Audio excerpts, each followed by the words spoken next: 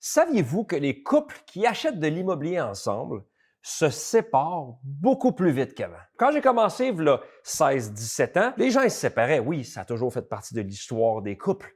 Mais généralement, j'ai remarqué, c'est quand les enfants avaient 7, 8, 9, 10 ans, 12 ans, les gens se séparaient. Maintenant, depuis 3-4 ans, il y a une nouvelle tendance. Ils ont un enfant, peut-être un deuxième. Les enfants sont vraiment en bas âge. Mon dernier couple que j'ai eu, malheureusement, l'enfant avait un enfant d'1 an, l'autre de 2 ans et demi. Se séparent.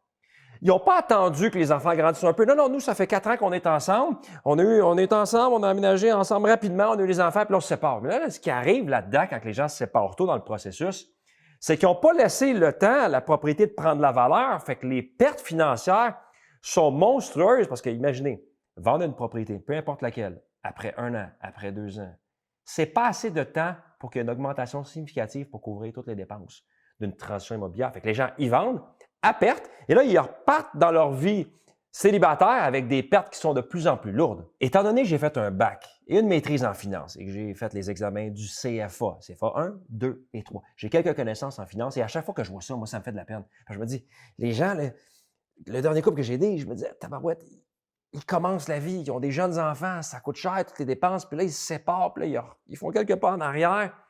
Fait qu'il faut que je fasse de la prévention. J'ai pas le choix, c'est dans ma nature. Parce que moi, mon but, c'est pas juste de vendre des maisons, c'est d'éviter que les gens se séparent. Parce que oui, les gens m'appellent pour que je la vende la maison, mais j'aimerais mieux qu'ils m'appellent pas pour la vendre puis qu'ils la gardent plus longtemps. Qu'est-ce que je peux donner comme conseil? Ça, c'est un conseil personnel que je donne basé sur mes constatations sur le terrain. Si vous êtes en couple, c'est un nouveau couple. Cohabitez donc peut-être plus que 3 mois ensemble.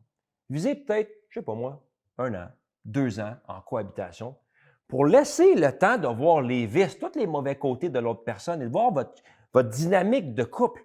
Parce que si après 1 an, 1 an et demi, 2 ans en location, s'il y a quelque chose qui accroche, ça risque d'accrocher puis d'amplifier quand vous allez être propriétaire.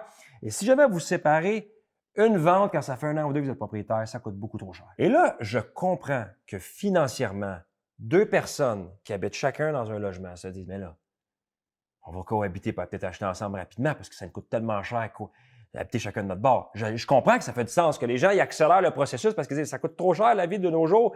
On habite ensemble. Bien, vous pouvez le faire. Faites-le. Mais faites ça en location pendant 1 an ou 2. Ça va réduire de beaucoup vos chances de vous séparer, d'avoir les pertes qui vont suivre par la suite. Mon équipe et moi, on est justement là pour vous aider sur un projet d'achat. Mais chose certaine, on ne vous mettra jamais de pression d'acheter vite parce que notre but, c'est pas d'acheter vite, c'est que vous achetiez quand ça sera le bon moment puis votre couple sera solide.